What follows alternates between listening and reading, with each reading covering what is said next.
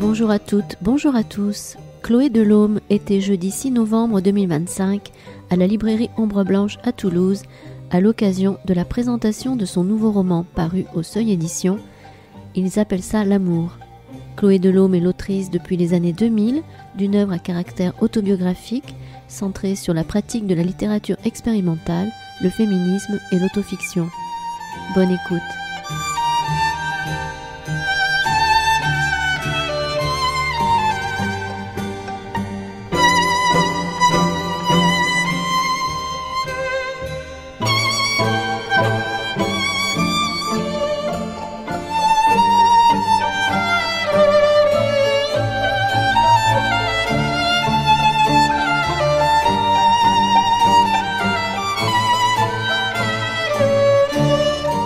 Bonsoir à toutes et à tous, bonsoir Chloé Delhomme. Bonsoir. Merci d'être avec nous ce soir et merci aussi à vous toutes et tous d'être venus malgré le temps. Ouais, on pensait affreux. que vous seriez 10 Oui. avec cette pluie. Donc c'est un vrai plaisir de vous voir et de vous recevoir Chloé Delhomme. Alors on va vite vous écouter en fait. On va commencer par une petite lecture. Si ça vous va, c'est toujours bien d'entendre l'autrice parler de son texte. Et pour ceux et celles qui ne l'ont pas forcément lu, ce sera une manière aussi de rentrer dans l'œuvre. En tout cas, c'est un plaisir de retrouver Clotilde et ses amis pour une... alors, si je dis pas de bêtises, je dirais que c'est l'épisode 3. C'est l'épisode 3 et c'est le dernier. C'est le dernier. Je repasse au jeu après. Pour passer au jeu, très bien. Ouais. Pour aborder vraiment rapidement le contexte, on les retrouve le temps d'un week-end dans une ville que Clotilde connaît, c'est bien ça? Oui, mais peut-être que si on pitch, ça dévoile le début du texte. Dans ce cas-là, on va pas pitcher du tout. Clotilde, dans son crâne, se donne tout un tas d'ordres pour que soit neutralisé l'assaut de ses sensations. Elle se répète « respire » et « regarde où tu marches ». Mais la suffocation, autant que le vertige, poursuit sa progression. Ne te rappelle rien. Elle sent venir les suées, redoute d'être bientôt saisie par le haut-le-cœur. Reste calme, déglutis, respire. Elle ne voulait pas revenir ici, non pas revenir. Tout remonte à la surface et son masque se craquelle. Souris, respire, avance plus vite. Elle n'a pas pu refuser de suivre ses amis dans cette ville où elles ont loué une maison pour le week-end de la Toussaint. Elle voulait se retrouver, passer du temps ensemble. Clotilde a accepté en les laissant choisir destination, transport et habitat. Aucune ne se doutait qu'elle avait vécu là, et encore moins avec un homme qui avait le profil de monsieur. Des faits et événements de ces saisons lointaines, toutes ignorent l'épisode. Clotilde ne les connaissait pas alors. Judith, Adélaïde, Bérengère. Hermeline devait être encore au lycée. Ce que ses sœurs de cœur savent de son parcours sentimental passe par le vu, entendu, su, de façon directe ou rapportée. Or, jamais devant elle, monsieur ne fut évoqué. L'expérience qu'elle a traversée, Clotilde l'a rayée de sa biographie, comme cette ville de la carte. La moindre trace effacée de tout récit, de toute confidence. Ce qui n'est pas nommé n'existe pas. Clotilde croyait qu'en la taisant, elle avait réussi à la faire disparaître, cette histoire, à l'escamoter du réel. Un élément non négligeable avait joué en sa faveur. De sa vie avec monsieur qui fit d'elle une madame, il n'y a aucun témoin. Le chat est mort depuis, et le couple dans cette ville ne fréquentait personne, puisque madame monsieur évoluait en vase clos. C'était il y a longtemps, bien avant que les hashtags balancent en ligne les porcs, que les slogans des colleuses rappellent la vérité sur les murs de nos villes en lettres de feu, que le mot sororité soit imprimé sur des t-shirts. C'était il y a longtemps, mais ce n'est pas une excuse. Clotilde sait qu'elle n'en a aucune. C'est pour ça qu'elle s'en veut autant.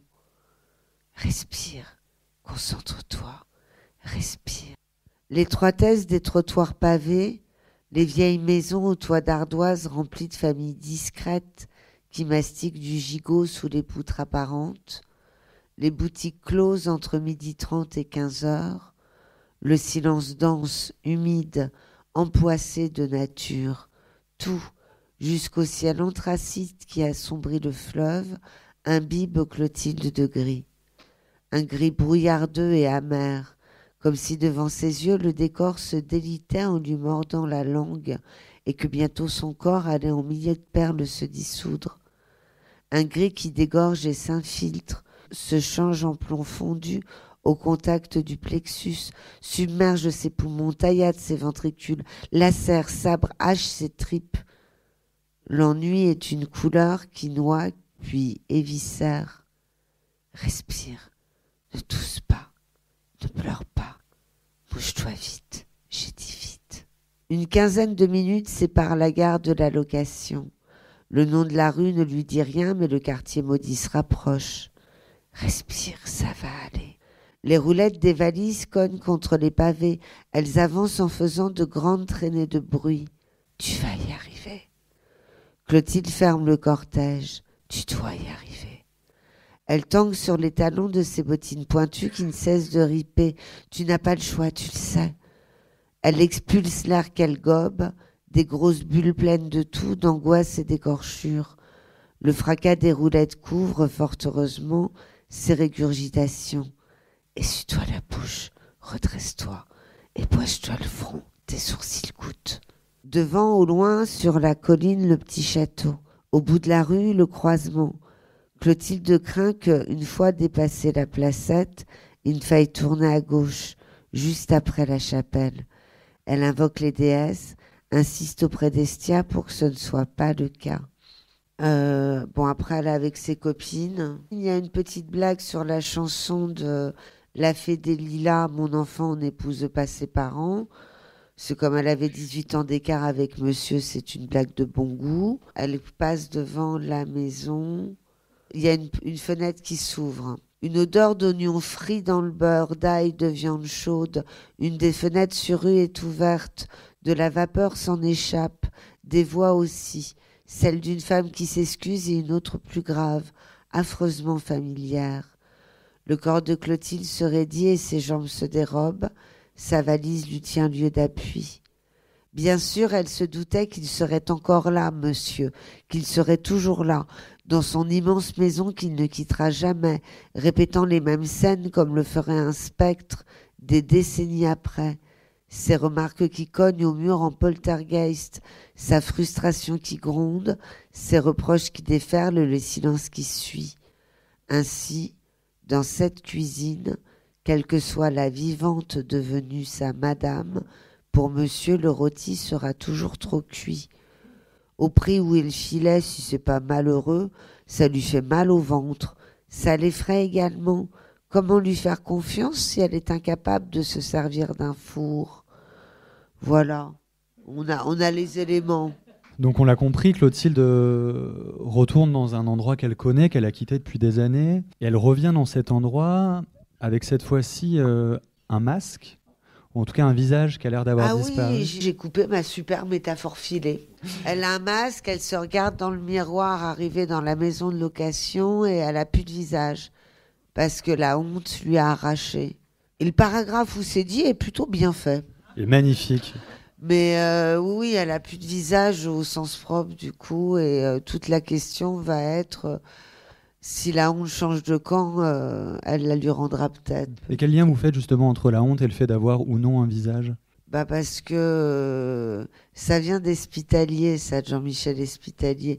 Il avait un poème où il sortait tous les noms des gens affreux qui font des choses épouvantables, plutôt des politiques qu'il avait pris.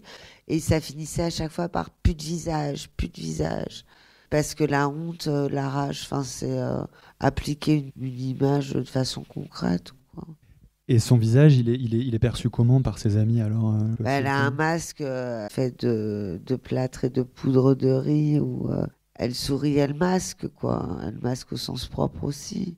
Les filles l'ont pas connue, en fait. C'est un peu à l'instar de ces vieilles histoires dont on a honte, où on a... elle est amie avec le groupe de copines depuis une quinzaine d'années, ce qui en fait quand même des amis très proches, et 15 ans, c'est pas rien. Mais c'est une histoire qui a 20 ans et dont elle s'est jamais vantée. Donc les copines ignorent et son rapport à cette ville et l'existence de monsieur. Et il y a aussi le fait que, à 50 ans, Clotilde est perçue comme une résiliente, féministe. C'est un peu un modèle pour la jeune Hermeline dans ses copines qui, elle, a la trentaine. Et elle peut pas assumer d'avoir été dans une relation d'emprise à ce point, en fait. L'archétype de cette relation-là, ça colle pas avec l'image de qui elle est aujourd'hui. Elle peut pas l'assumer. Et puis elle n'avait pas l'occasion de l'assumer non plus. Et puis elle s'est cousu la bouche en plus Et de puis ça. elle s'est cousu la bouche, oui, il y a beaucoup de métaphores. Elle s'est cousu la bouche avec de la ficelle à rôti en point de croix. Et toute l'opération va être de se la découdre. Et quand les aveux arriveront vers la fin du livre, l'idée c'est que le récit de se passer comme un serpent qui lui pesait sur l'estomac, qui va remonter et qu'elle va cracher après s'être décousu la bouche, oui. Moi, personnellement, j'adore ces métaphores, et d'autant que ça me fait penser à une autre que vous aviez utilisée dans Pauvre folle, le moment où Clotilde, au début de son voyage en train, s'ouvre le crâne et extrait ses souvenirs gélatineux. En fait, on a l'impression que vous jouez aussi avec les codes de la fiction, du fantastique. Qu'est-ce qui vous intéresse, en fait? Est-ce que c'est la poésie que ça évoque? Oui, c'est la poésie, c'est-à-dire, Pauvre folle, il y avait du réalisme magique, parce qu'on était dans une sorte de... pas de roman gothique à proprement parler, mais il y avait les codes. Il y avait les codes. Dans Ils appellent ça l'amour, c'est vraiment plus des métaphores d'images prises au sens propre. C'est pour la poésie ou c'est pour la poésie. On l'a entendu, l'archétype du monsieur et de madame aussi. Alors peut-être qu'on pourrait un petit peu vous écouter à ce sujet, parce que pareil, ça me fait penser à Elle et lui, Oui. alors qu'ils étaient complètement différents. Oui. Là, qui est ce monsieur, qui est cette madame? Disons que j'avais pas envie de le personnifier par un prénom, en fait. Parce que si je lui donnais un prénom, ça donnait de l'empathie potentielle. Et ça enlevait l'archétype. Donc, monsieur, c'était bien. Et puis, le couple traditionnel dans lequel elle s'est trouvée embarquée, et dans la vie, le couple traditionnel, c'est vraiment madame, monsieur, quoi. Sauf que là, du coup, ça s'écrit un peu comme le elle et lui, en une seule entité, mais une entité où elle s'est fait dévorer. Pas une entité de fusion romantique. Là, c'est vraiment la dépossession de soi au contact de la relation toxique. Mais c'est pour ça qu'il faut arrêter aussi, parce que je commence à devenir spécialiste en relations toxiques. Après, ça va parce que je relationne plus, comme ça je prends plus de risques. Et puis j'ai encore des souvenirs et des choses à... Là, c'est un travail plus sur un archétype patriarcal, en fait. Pauvre folle, c'était vraiment un truc sur une histoire d'amour impossible, avec ce qu'on peut considérer comme étant un pervers narcissique quand même. Mais il y avait la spécificité du garçon égal, donc c'est Clotilde qui est toquée aussi d'aller s'acharner dans un... Plus d'équité dans le... Alors que là, pas du tout. Non, là, c'est vraiment le côté...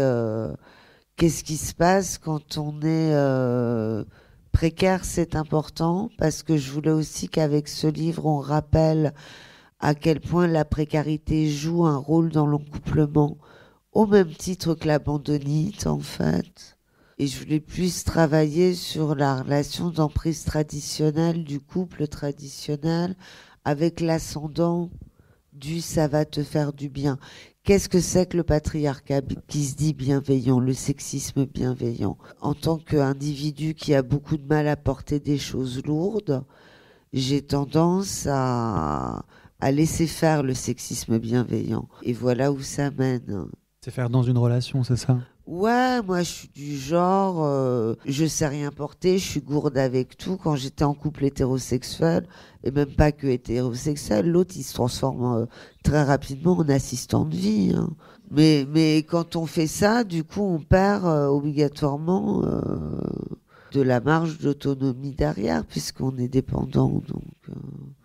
Donc c'est un peu plus ce type de couple-là que je voulais traiter dans celui-là. Et alors, on évoquait cette idée de honte qui est vraiment omniprésente dans le roman. Est-ce qu'on peut peut-être expliquer d'où vient cette honte? Elle vient, j'ai l'impression, suite au fait d'avoir cédé, c'est ça? Oui, alors, c'est un livre sur la honte, sur qu'est-ce qu'on fait de la honte vis-à-vis de ses amis, la honte vis-à-vis d'elle-même, cette honte qui lui a arraché le visage. Parce qu'en fait, Clotilde est tombée dans...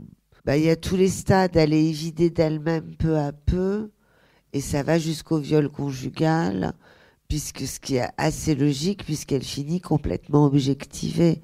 Et qu'en fait, on sait très bien que toutes les violences sont des chaînes, et c'est de ça dont elle a honte. C'était aussi l'occasion de travailler sur cette honte des victimes, et le fait que la culpabilité, et tous les mécanismes qui vont de pair aussi.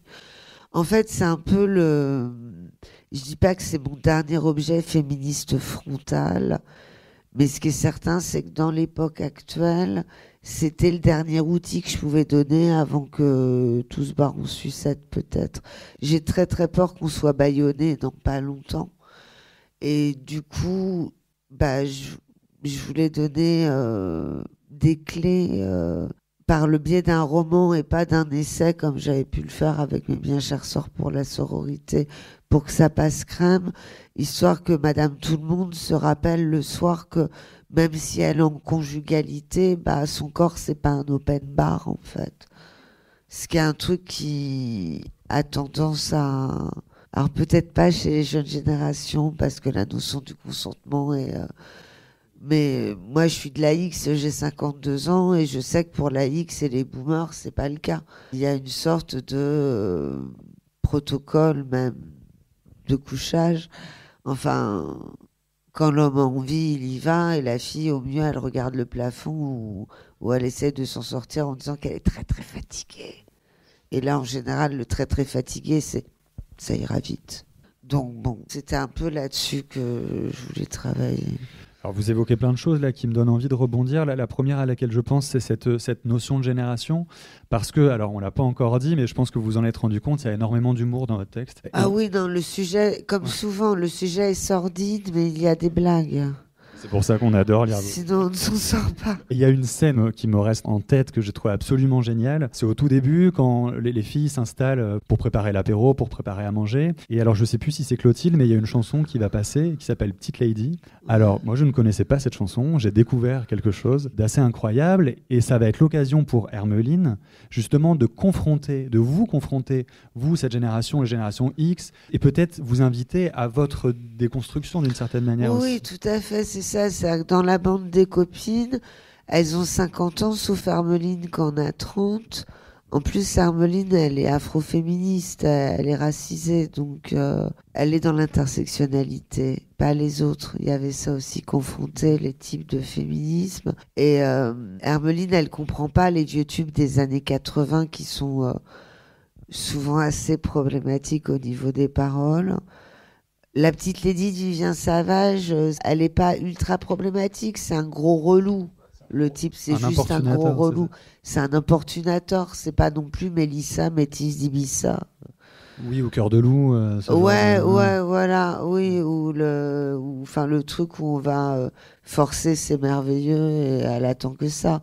Mais il est lourd, je vais pas te laisser partir avec un... Merde, putain, je l'ai toujours connu par cœur, celle-là, là, je panique. Je vais pas te laisser... comme un arc-en-ciel. Je vais pas te laisser toute seule si t'es libre ce week-end, je vais pas te laisser partir avec un légionnaire en perme. Non, on va pas donner les noms des autrices qui avaient signé la tribune, mais c'est un peu la volonté d'importuner, cette affaire, quand même.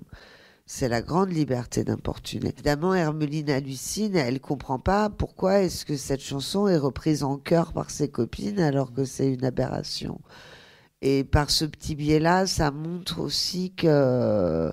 Enfin, ça définit leur caractère. C'est-à-dire que quand il y aura la révélation du fait qu'elle se soit fait abuser, Clotilde, la réaction des filles, du coup, on comprend mieux pourquoi elle est différente, puisque chacune a un rapport au consentement et au féminisme qui est différent. Et cette réaction au statut de victime est assez représentative de ce qui... C'est-à-dire que, officiellement, quand Clotilde va craquer et finir par lâcher le morceau, toutes vont être solitaires de bonne foi et vont être sorores, évidemment, et vont être empathiques. Mais dans le secret de leur tête, Judith, qui est une femme qui a toujours été très autonome et pour qui... une bonne féministe, avant même d'être féministe, juste femme libérée à la Cookie Dingler. Elle bosse, elle fait ses trucs, elle n'est pas dépendante. Puis Judith est quelqu'un qui ne sait pas ce que c'est que l'abandonnite, qui ne sait pas ce que c'est que la dépendance affective. Donc elle peut pas. Il y a un truc dans sa tête où elle s'est jetée dans la gueule du loup. Donc en gros, c'est un peu l'équivalent de la mini-jupe était trop courte, quelque part. Et elle s'en veut en même temps de penser ça. Adélaïde, on l'a retrouvée dans le cœur synthétique, donc il fallait que ce soit cohérent. Donc Adélaïde, c'est plutôt oh merde, si j'avais à compter le nombre de fois où j'ai regardé le plafond en attendant que ça se passe, ça fout le vertige. Et Bérengère, c'est plus compliqué parce que Bérengère, dans le cœur, parce qu'il fallait quand même qu'il y ait une cohérence psychologique dans tout ça. Bérengère, c'est une chasseuse, c'est une fille qui aime bien être un peu bousculée quand elle est en activité sexuelle. Et du coup, elle se demande si, à l'aune de MeToo, on y est toutes passées en quelque sorte. Enfin, je veux dire, repasser le script, puis plus on est vieille, pire c'est. Quand on repasse le script sentimentalo-sexuel à l'aune de MeToo, il y a quand même pas mal de fois où le consentement, il était un peu compliqué. Et du coup, Bérengère en a parlé à sa mère parce que voilà, et la phrase de la mère est une phrase que quelqu'un de la génération de sa mère m'a dit dans la vraie vie, à savoir, ma chérie, on y est toutes passées, il n'y a pas de quoi en faire tout un fromage, qui est représentatif au-delà des boomers, là, du coup, souvent. Et le fait est que dans la vraie vie, quand une femme de 80 ans vous sort ça, vous n'allez pas vous amuser à dire à quelqu'un qui s'est construit pendant toutes ces décennies... Putain, le jeu du Mikado, mais ma chérie, si, il y a vraiment de quoi faire tout un fromage. En fait, t'es victime et tu vois pas clair. Et hop, on fait quoi? On attend que la psyché s'effondre en face.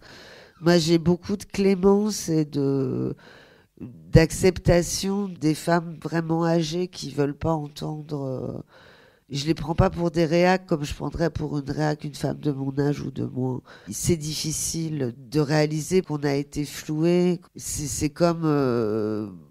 pour la liberté sexuelle des années 70, quand je discute avec elles sont nombreuses à me dire, oui, la sexualité de groupe, en fait, si on n'y allait pas, on était bourgeoise, donc, mais la liberté, elle n'était pas pour nous. Voilà, donc c'est un peu tout ça qui se trouve dans le livre par le biais des persos. Et alors, j'aimerais qu'on revienne un petit peu sur cette idée du flou. Vous parlez de flou, justement, cette scène que vous avez évoquée, qui est absolument stupéfiante quand on va rentrer dans la tête de chacune de vos personnages et qui vont accueillir le témoignage de Clotilde de manière à chaque fois parfaitement différente. Et il y a cette idée du flou qui va commencer à émerger. Et j'ai l'impression que cette idée du flou, elle est liée au fait de céder, qui n'est pas consentir. Oui. Alors, j'aimerais peut-être qu'on revienne sur ces deux termes, sur ces deux verbes, sur ce qu'ils veulent dire et sur ce que cette phrase veut dire et comment est-ce que ça peut, créer ce flou-là, en fait.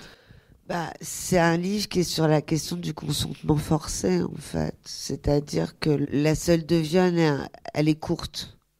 Elle a été un peu dure à faire, mais il lui dit « je t'aime » pendant l'abus. Et du coup, c'est compliqué. Un viol, c'est là qu'est la difficulté du consentement forcé dans le cadre conjugal. Un viol de l'extérieur, on sait que c'est souvent des proches, statistiquement. Il y a raptation. Je sais pas si ce mot existe. Si. On va dire que oui. Dans le cas du viol conjugal, d'abord, c'est très compliqué de se dire que la personne qui est censée être... c'est un peu comme les problèmes de violence intrafamiliale, en fait. Le conjoint est censé être le protecteur et pas l'abuseur. Donc, comment interpréter? Il y a dissonance cognitive, en fait. C'était ça que je voulais mettre un peu en avant. Le flou, il vient de là, le consentement forcé. Et c'est pour ça aussi que c'est des procès qui sont très compliqués, les fois où ils sont mis en place et qui sont rarement remportés. Parce que, déjà que pour un viol... allez, on va dire traditionnel, tant qu'on y est. Enfin, en même temps, vu que c'est la culture du viol, on peut peut-être, oui, ça fait partie du folklore local, donc qu'est-ce que vous voulez que je vous dise? Mais il y a une dimension plus floue, plus compliquée, effectivement, dans le cadre du viol conjugal. Personnellement, une question que j'ai explorée récemment, il y a cet Éric Herrère, je ne sais pas si vous l'avez vu. Oui, alors je l'ai vu après.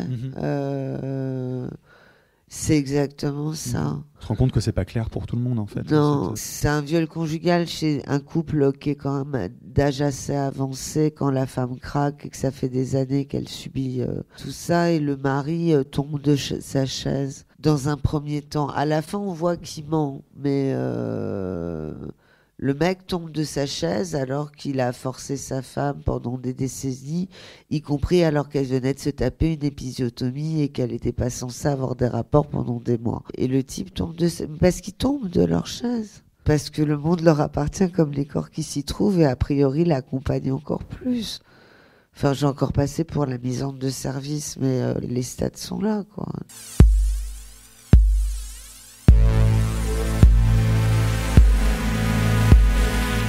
Vous écoutez la romancière Chloé Delhomme à la librairie Ombre Blanche le 6 novembre 2025 pour son roman Ils appellent ça l'amour, édition du Seuil.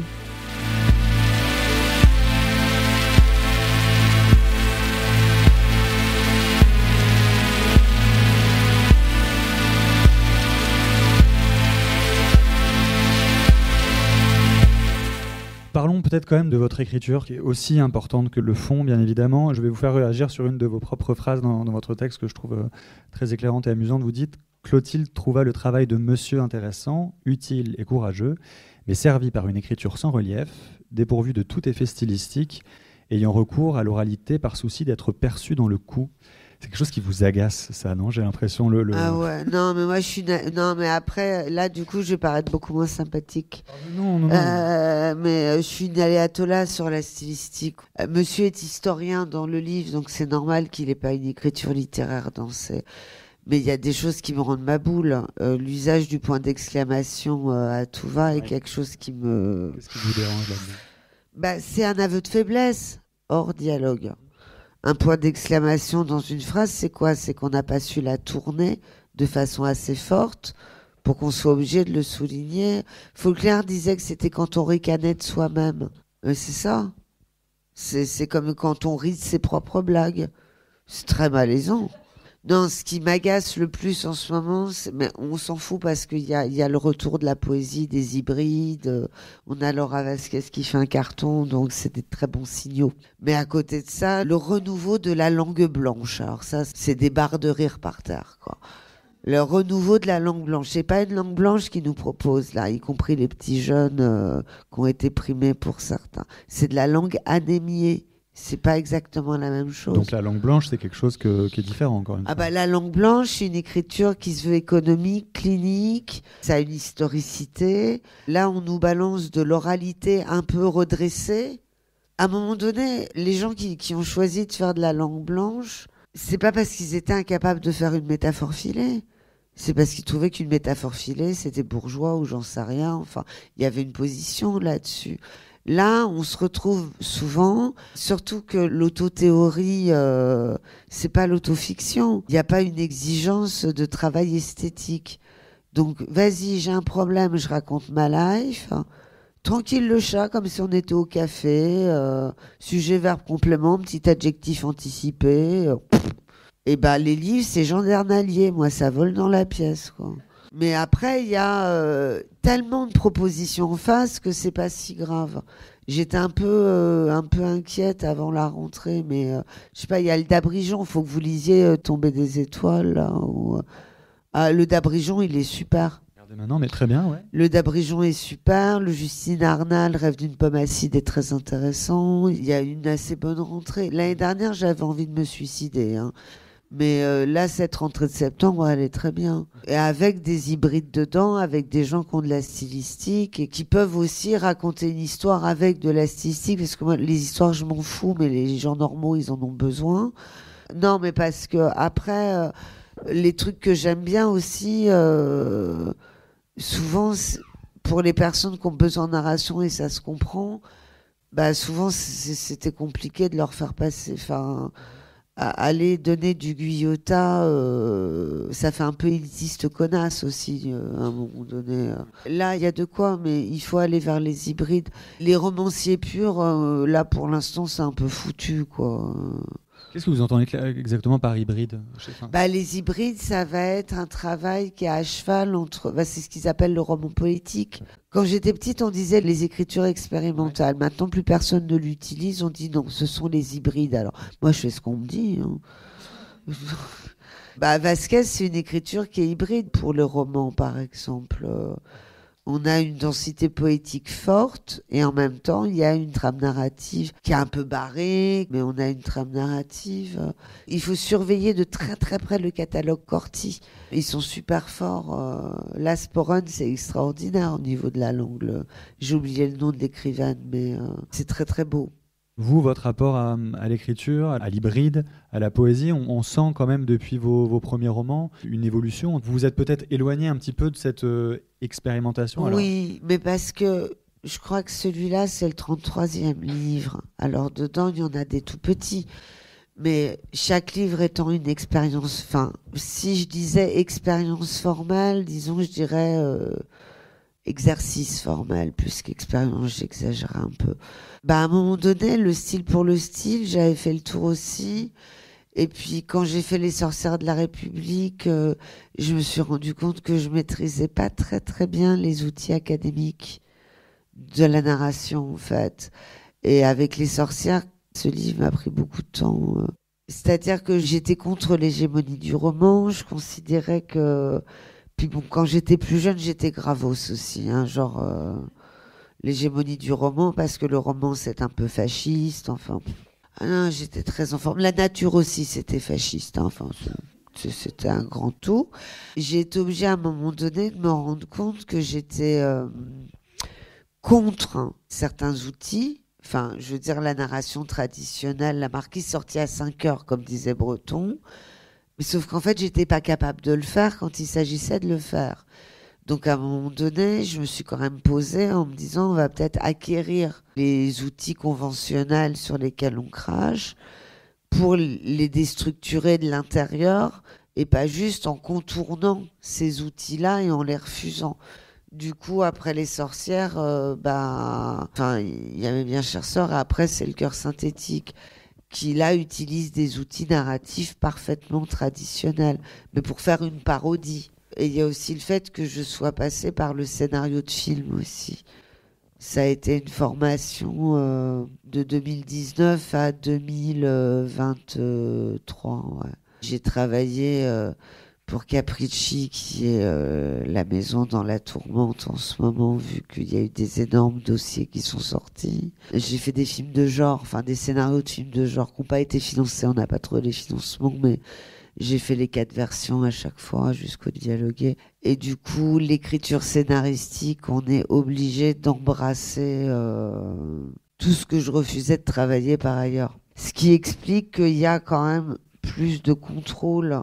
La trame narrative, le parcours personnage, tous les outils tradis, dans le dernier, ils y sont en fait. Ils sont utilisés. Ils sont pas cassés ni détournés, ils sont utilisés. Avec la progression, avec l'angoisse qui monte, avec le huis clos. Ce livre-là, j'aurais pas été capable de l'écrire il y a 5 ans, même si j'avais voulu. Non, mais ça, c'est le truc qui est bien. C'est un peu comme à 50 ans, on se fait toujours des amis. On apprend toujours des nouvelles techniques, même quand on a 25 ans ouais. Ce qui est plutôt rassurant, parce que sinon, on serait chier, quoi. Donc... J'aimerais aussi vous entendre sur une distinction que vous faites, que j'ai trouvée assez intéressante entre... Vous parlez de la narratrice, vous parlez de l'autrice et vous parlez de l'héroïne. Ouais, c'est la trinité de l'autofiction, ça, monsieur. Oui. Parce que c'était important de remettre ça dans un cadre d'autofiction hérité de Dubrovsky. Alors le lecteur lambda, ça l'enquiquine pas, il s'en rend pas compte, ça va, mais mes chercheuses, c'est très important. Et puis comment c'est positionné, c'est-à-dire que je veux vraiment pas lâcher la famille autofiction. Donc même si là c'est pas au jeu, c'est la Sainte Trinité quand même, et la version de la lecture musicale, j'ai une version performée du texte pour les scènes. J'incarne ma parole, c'est bienvenue dans cette histoire dont je suis devant vous ce soir, la narratrice. J'incarne la narratrice. Oui, parce que la narratrice, on n'entendait pas dans Pauvre folle, par exemple. Non, mais il n'y avait pas de raison. D'accord. Alors, mais qu'est-ce qui fait? Alors, moi, ça qui m'intéresse, comment est-ce la mise à distance à cause de l'histoire. D'accord. Le assumer, pas assumer. Ok. Parce que si pleinement assumé, il y a procès pour diffamation, donc on va pas y aller. Ok. Mais en même temps, on va pas se laisser faire complètement. Donc voilà. Ok, très bien. C'est clair. Voilà. La dernière fois qu'on s'était vu, c'était pour Pauvre Folle. Aujourd'hui, c'est pour Ils appellent ça l'amour. Mais entre les deux, il y a quand même eu quelque chose. Et j'aimerais qu'on puisse l'évoquer. C'est Fallers quand même.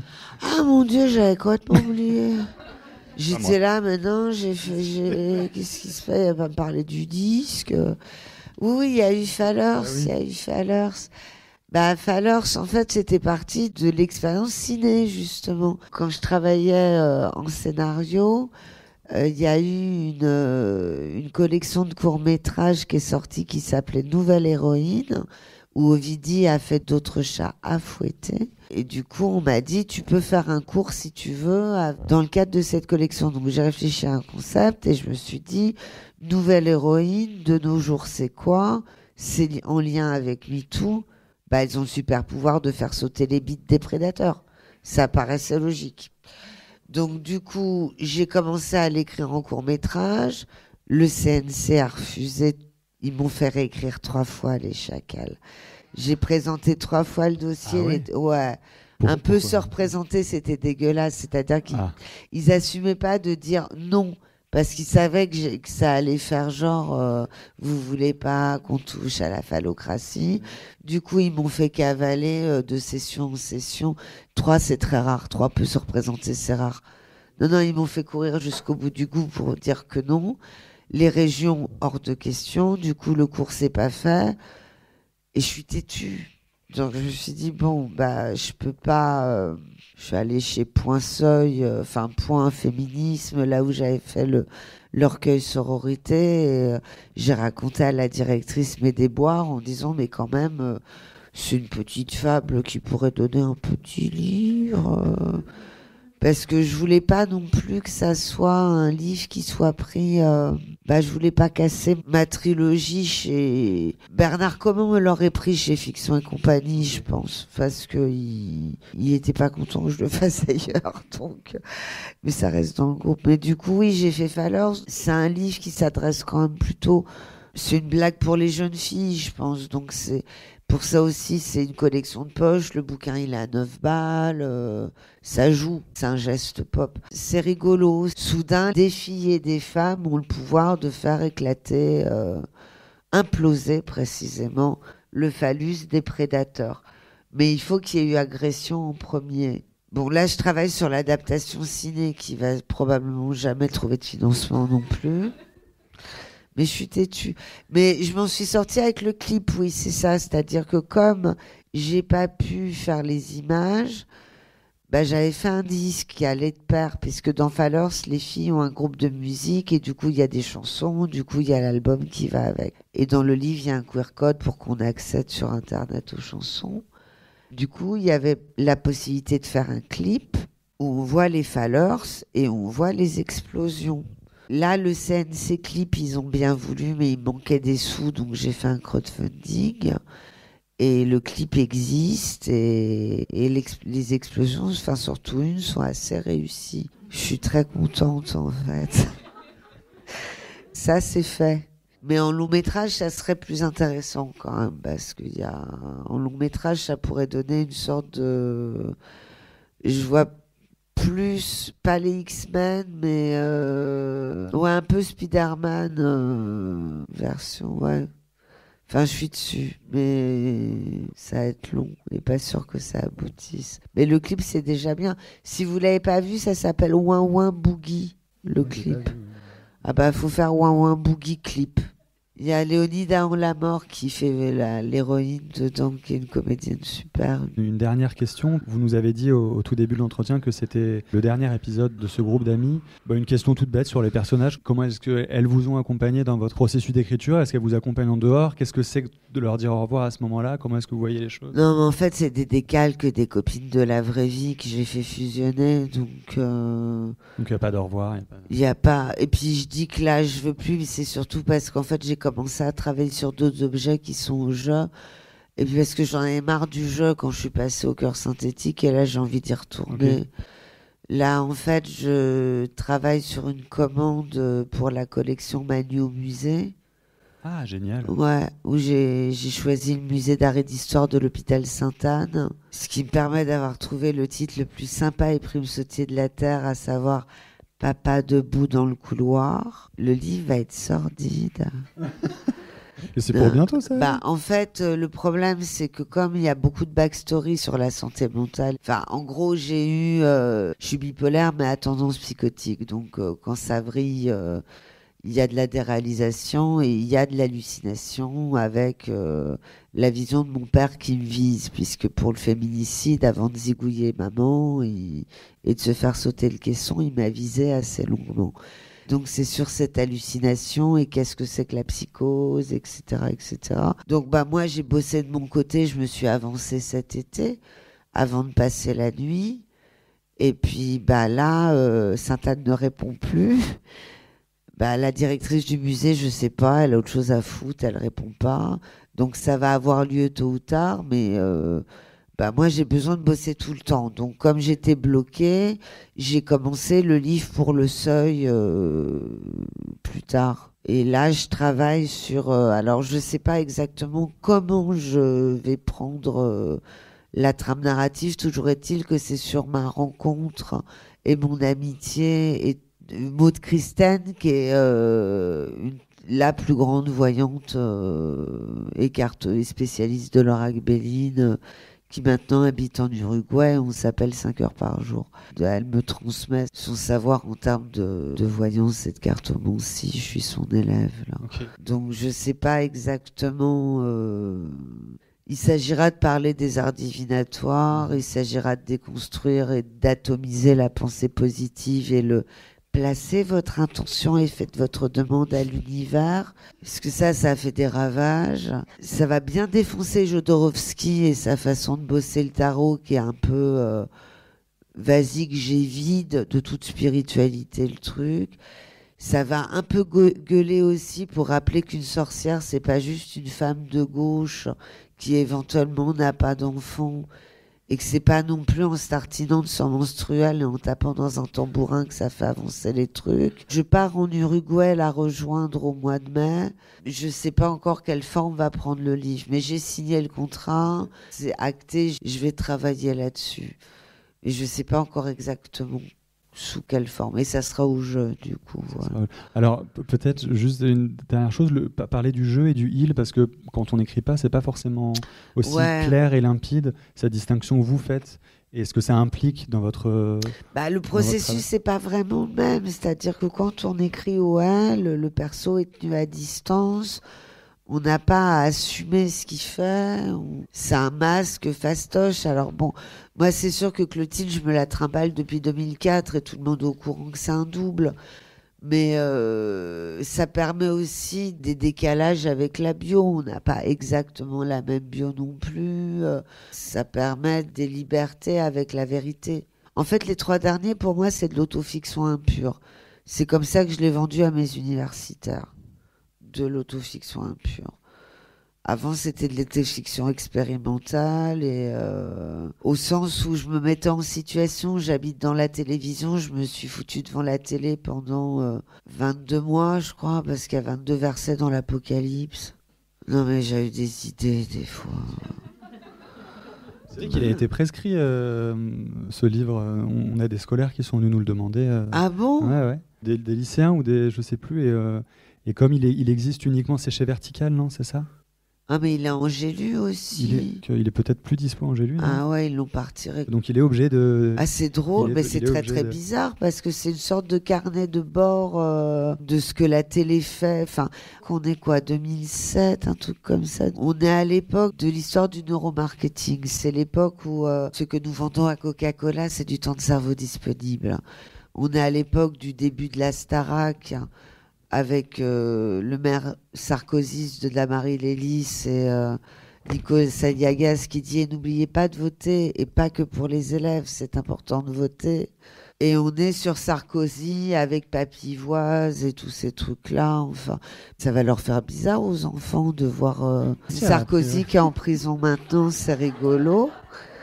Bon, en tout cas, il y a eu peut-être une prof qui a plein d'idées derrière la tête qui ouais, vous c'est admire. rigolo. Oh, c'est génial. Ouais. Ouais. Bon, bah écoutez, je pense qu'on peut terminer là-dessus. Mais merci beaucoup. Merci à vous. Et merci à vous toutes et tous. C'était Chloé Delhomme pour son livre paru au Seuil Éditions, Ils appellent ça l'amour, à la librairie Ombre Blanche, jeudi 6 novembre 2025. Chloé Delhomme a aussi fait paraître chez cet éditeur Une femme avec personne dedans, Les sorcières de la République, Pauvre folle, Mes bien chères sœurs, Fallers, entre autres. On lui doit aussi chez Léo Cher Le cri du sablier, La vanité des somnambules ou encore chez Vertical, Certainement pas. Réalisation et mise en onde, Radio Radio, en partenariat avec Radio Radio Plus et Radio Terre.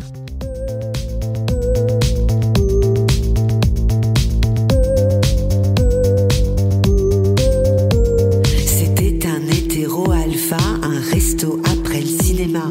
Je souriais à ce spécimen en me répétant Not all men. Il était à peine minuit pile, il s'est changé en crocodile, pleurant d'être persécuté par des folles et des mal baisés. Il m'a dit le patriarcat, ma petite, ça n'existe pas. Prenons du recul un instant, ici on n'est pas en Iran. Si les femmes sont pas au pouvoir, c'est que depuis la préhistoire, on sait qu'elles n'ont pas les épaules et c'est pas grave, chacun son rôle. Il chouinait, on ne peut plus rien dire, déconstruire ça veut dire détruire. Je n'en peux plus de cette maladie, partout il y a des féminazis. Le féminisme et ses maquerelles, il nous pleut des nuées de sauterelles. Maman toute seule, jamais putain, c'est comme un châtiment divin. Il m'a dit le patriarcat, ma petite, ça n'existe pas. Prenons du recul un instant, ici c'est pas l'Afghanistan. Si les femmes sont pas au pouvoir, c'est que depuis la préhistoire, elles supportent mal la pression, mais sont douées pour tenir une maison.